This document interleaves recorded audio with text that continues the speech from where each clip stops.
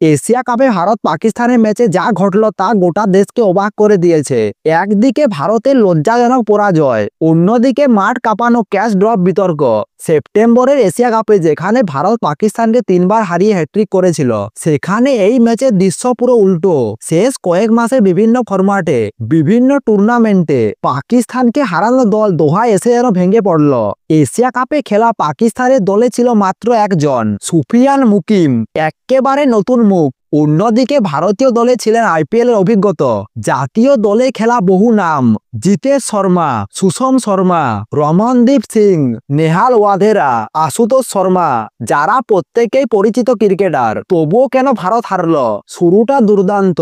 প্রথম বলে উবেশ শাহকে 4 মেরে ছন্দে ফিরলেন বৈভব সূর্যবংশী। পরের ওভারে 4-6 মেরে ভারতকে এনে দিলেন 2 রান, কিন্তু এরপর ভয়ানক পতন। চতুর্থ ওভার থেকে শুরু হয় উইকেট পতনের সারি। মন্থর পিচে শট মারা কঠিন ছিল, তবুও 5টি 4 ও 3টি 6 সাহায্যে 28 বলে 45 রান করেন তিনি। কিন্তু সুফিয়ান মুকিমের অভিজ্ঞতার সামনে হার মানতে হয় তাকে। 20 বলে 35 রান দারুণ করেছিলেন নমন, কিন্তু তিনি বেশিক্ষণ টিকতে পারেননি। বৈভব ও নমন দুজনেই ফিরে যেতে ভারতের ইনিংস তাসের ঘরের মতো ভেঙে পড়ে যায়। শেষের দিকে হর্ষ দুবে কিছুটা লড়াই করলেও 19 ওভারে ভারতের দল অল আউট হয়ে যায়। 137 রানের লক্ষ্য। পাকিস্তানের কাছে যেমন শিশুদের খেলা।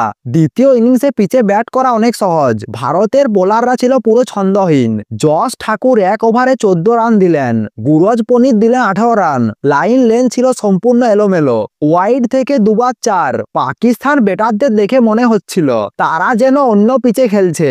47 বলে 79 রানে অপরাজিত থেকে ম্যাচ জিতিয়েছেন সাদাকাত। কিন্তু বিতর্ক হলো সেই ক্যাচকে কেন্দ্র করে, যেটা তাকে 2 বার জীবন দিয়েছে। সিরিয়াসলি, 2 বার ক্যাচ ফেলেছে ভারত। শেষ ক্যাচটা তো একেবারে সহজ, যেটা বৈভব ফেলেছে।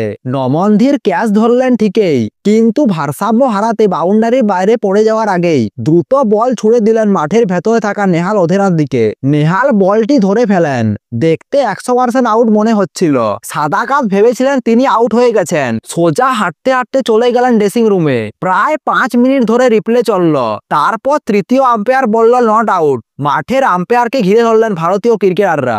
ডগ আউট থেকে সাপোর্ট স্টাফ, রিজার্ভ ক্রিকেটাররা সবাই অখুশি। সবাইকে বোঝালেন চতুর্থ আম্পায়ার এসে